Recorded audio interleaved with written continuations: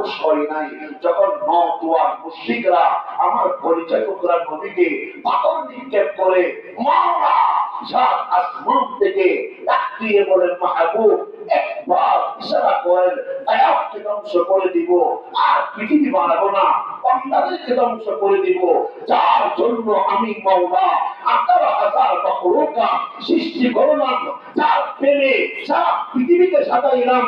ওই মাহবুব নবীর সিনার মধ্যে পাথরের আঘাত, মুখের মধ্যে পাথরের আঘাত, হাত মুবারকে পাথরের আঘাত, ও মাহবুব লামকানের মালিক সহ্য করতে পারে না। ওই সময় সোনার মদিনা কি বলেছেন, মাওলা তুমি তো আমাকে রাহমাতুল লিল আলামিন করে দুনিয়াতে পাঠিয়েছো, ওমা আরসালনাকা ইল্লা রাহমাতুল লিল আলামিন করে দয়ার ভান্ডার করে হৃদয়ের সাগরটা দিয়ে আমাকে যখন দুনিয়াতে পাঠিয়েছো, মাওলা কেন ভূমিকম্প দিবা, কেন সাইক্লোন দিবা, কেন মারবা? না না, আল্লাহুম্মা ইহদি কওমি ওয়া ইন্নাহুম লা ইয়ালামুন। মাওলা তুফান দিও না, ভূমিকম্প দিও না, সাইক্লোন দিও না, আমি দোয়া করি আয়াতবাসীকে তুমি হেদায়েত দান করো। ভাইজান হেদায়েত দান করো। আমার নবীকে পুরি কেনা দিল একবার না অনেকবার।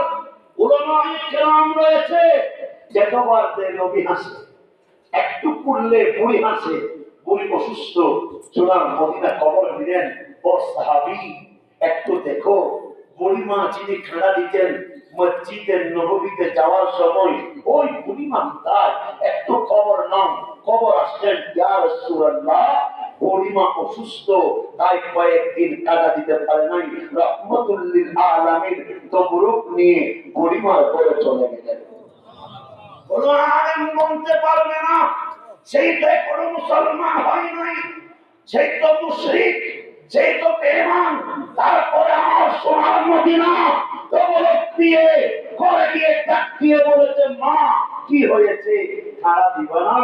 আমি তো খারাপ করছি না, তোমার হাসি দেখছি না, আমি নবী তো দুনিয়াতে আসলাম তোমাদেরকে হাসানোর জন্য।